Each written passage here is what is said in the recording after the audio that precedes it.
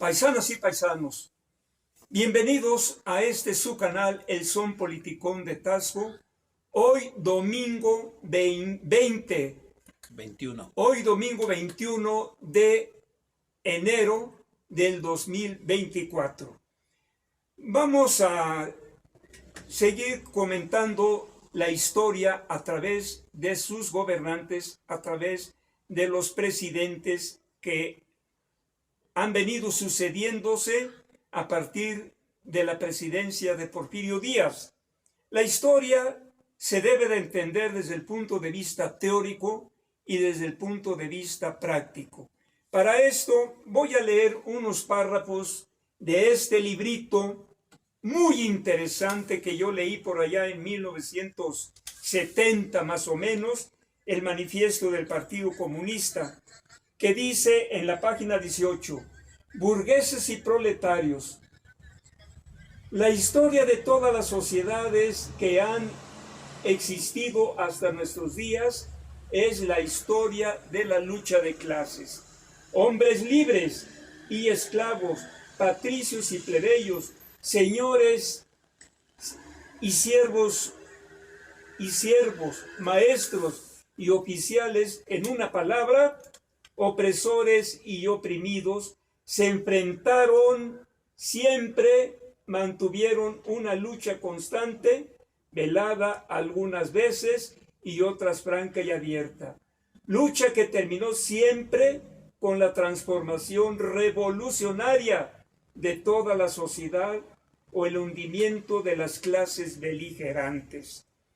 Ese es un párrafo nada más, de tal manera que Carlos Marx encuentra que la división de la sociedad se da allá en la antigua Roma, donde unos hombres se apropian de la tierra, de los medios de producción y someten a otros hombres a esclavitud.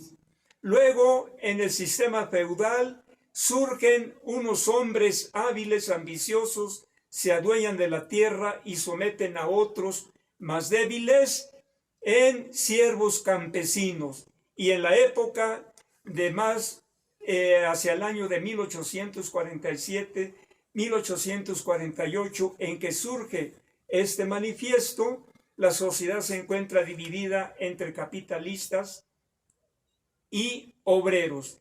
¿Por qué menciona Carlos Marx a los obreros? Porque es la clase mejor organizada en aquella época. Hoy no solamente se habla de obreros, ahora se extiende más este concepto y se habla de pueblo. Muy bien, vamos a continuar con el presidente Álvaro Obregón. Cosas muy interesantes. Obregón, que nace en la hacienda de Siquicíba, Sonora, presidente constitucional desde el 1 de 1920 a noviembre 30 de 1924. Su invicta carrera militar fue la llave que le abrió la puerta del Palacio Nacional. Peleó contra Huerta, contra Villa e incluso contra su viejo aliado Carranza. Nadie pudo detener su ascendente paso hacia el poder. Había sido de todo: mecánico, tornero, profesor, maestro de ceremonias y agricultor, pero curiosamente no era militar de carrera. Su talento era natural y estaba respaldado por una impresionante memoria y un gran carisma. Bajo su administración comenzó la reconstrucción del país luego de 10 años de violencia. Fíjense nada más, 10 años de violencia después de Porfirio Díaz, de violencia revolucionaria.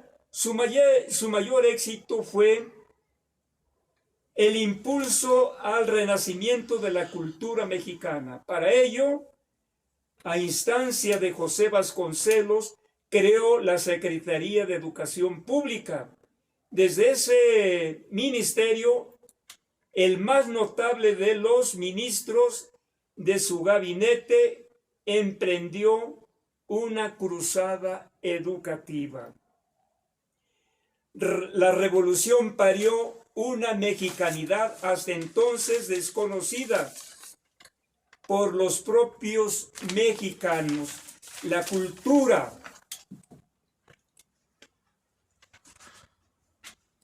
la educación, conocimiento del nuevo Estado, debía abrevar en los postulados sociales de la revolución y en los valores culturales mexicanos. La obra espiritual se materializó en campañas de alfabetización, creación de escuelas y bibliotecas, desayunos escolares, muros para los pintores, invitaciones a escritores, poetas e intelectuales latinoamericanos, misiones culturales para llevar la palabra, la letra y el libro a los confines de la República. En esos 4 años, México se convirtió en la capital cultural de América Latina.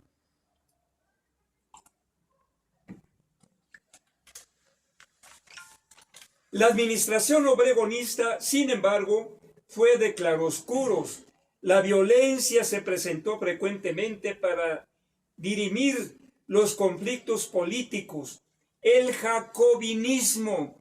¿Qué quiere decir el jacobinismo? Es un concepto que se dio allá en la Revolución Francesa con los jacobinos, que eran los hombres que participaron en esa revolución, muy violentos, muy extremistas. En México los hubo, en este caso con Obregón, y me parece que es Jacinto Canábal Garrido, muy férreo en contra del clero principalmente. Se mostraron muy extremistas, por eso llamados jacobinos. El jacobinismo del régimen se manifestó y los antecedentes directos de lo que sería la guerra cristera hallaron cabida en su cuatrienio, un atentado preparado con la Basílica de Guadalupe, el bombardeo al monumento a Cristo Rey en el Cerro del Cubilete y la expulsión de varios miembros de la jerarquía católica. Era una lucha, pues, dura contra el clero de estos gobiernos.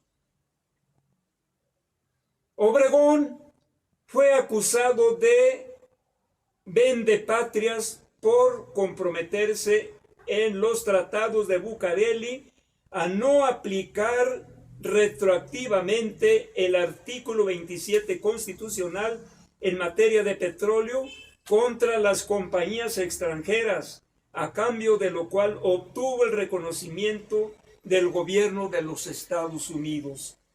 Lo necesitaba, pues en el horizonte mexicano asomaba la sucesión presidencial y distaba mucho de ser pacífica. A finales de 1923, la violencia volvió a sacudir al país ante la imposición de Calles como candidato a la presidencia. Adolfo de la Huerta se levantó en armas contra el gobierno. Entre 1923 y 1924, la vieja guardia de la revolución sucumbió a manos del obregonismo. Durante la revolución de la Huertista, los viejos generales fueron víctimas de traición, el asesinato o el paredón de fusilamiento. El caudillo entregó la presidencia el 1 de diciembre de 1924, pero se prometió regresar. En 1928 desestimó el principio de la no reelección y ganó la contienda presidencial. Sin embargo, fue asesinado en el restaurante La Bombilla antes de que volviera al poder. Finalmente, el 17 de julio de 1928, fue asesinado Álvaro Obregón por José León del Toral, que era un político sinarquista. Entonces, vemos con esto que desde Porfirio Díaz, con algunos presidentes más pacíficos, no militares, pero la revolución estaba en un movimiento armado continuamente, a pesar de que ya habían asesinado a Francisco Villa y a Emiliano Zapata. Este movimiento armado se siguió. Bueno, pues la intención de estos comentarios es de recalcar de que estos movimientos, estas sucesiones presidenciales, estuvieron cargados de violencia armada. Hablaban los fusiles, decidían las balas. Sin embargo, ahora, a partir del 2018, el cambio, la transformación es de otra manera, es pacífica. Ahora se habla de la transformación de las conciencias, de la transformación de la vida espiritual a través de la educación, a través del conocimiento de la historia, porque no hay otra manera de conocer a nuestra sociedad. Necesariamente tenemos que conocer la historia, tenemos que conocer, por lo menos en términos generales, lo de la filosofía, lo de la sociología, de la historia, porque si no, pues no podemos entender cómo surgió un gran presidente que en un tiempo tuvo una utopía, y esa utopía de grandezas, esos grandes ideales, el presidente López Obrador lo está llevando a su realización con las mega obras, con construcción de hospitales, de calles, de carreteras, de puentes, tren Maya, tren Transpacífico, aeropuertos. Bueno, todo eso es necesario. Sí, es necesario. Los apoyos sociales. Hoy la gente está muy agradecida. A mí me consta que toda la gente que hoy en día, a excepción de los mal agradecidos, a excepción de los aburguesados, pues ellos, no, ¿para qué chingo me sirven 6,000 pesos? No, yo no. Sin embargo, descaradamente van y lo reciben.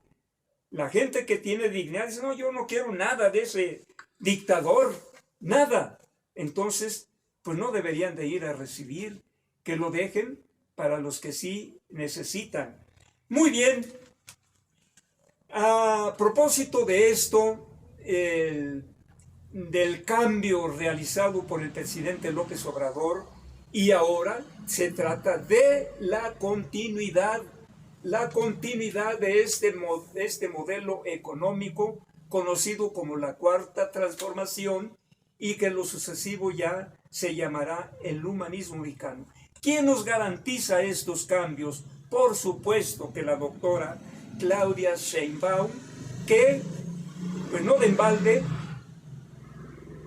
tiene un 60% en las preferencias, mientras que la otra candidata habladora, mentirosa, acusadora, provocadora, mentirosa, pues no pasa por ahí de los 20 puntos, 23. Entonces, la doctora es de mucha calidad humana, mucha calidad académica, mucha calidad moral, mucha calidad de formación política. ¿Qué quiere decir en este caso la continuidad a la que se ha comprometido la doctora Sheinbaum?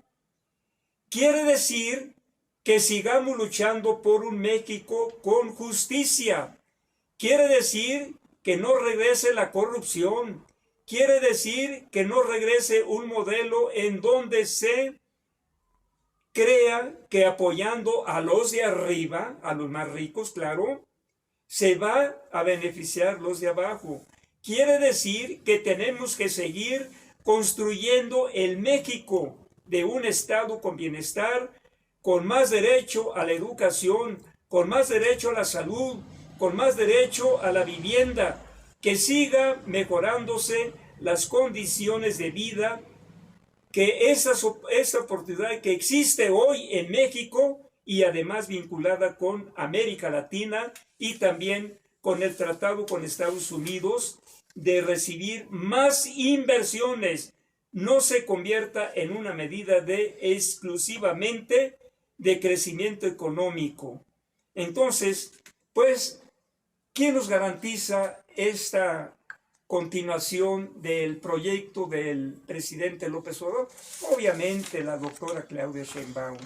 Paisanas y paisanos, pues hemos tratado de ligar el pasado con el presente y bueno, recalco diciendo que hay que conocer la historia, no nos queda de otra, no durmiendo, no solamente tratando de que en esta vida no todo es mal, no todo es bueno, no todo es blanco, no todo es negro, o de tratar de explicar que hay hombres buenos, hay hombres malos. No, aquí lo que cuentan son los intereses, los conservadores y ultraconservadores tienen intereses mezquinos, mientras que el presidente hoy en día humanamente reconoce las necesidades de un pueblo y por eso vienen esos programas sociales de beneficio a la gente del pueblo, a la gente más necesitada. De ahí su frase, que me encanta repetirla, de que por el bien de todos, primero los pobres. Paisanas y paisanos, son mis comentarios de esta noche. Por favor, véanme, coméntenme, compartan estos comentarios, porque a mí me encanta hacer comentarios en base a los hechos históricos del pasado para poder explicar los hechos del presente. Muy buenas noches tengan ustedes. Hasta pronto. Se despide de ustedes el propio Alanís y en los controles técnicos me ayuda mi hijo Apolo Iván. Buenas noches.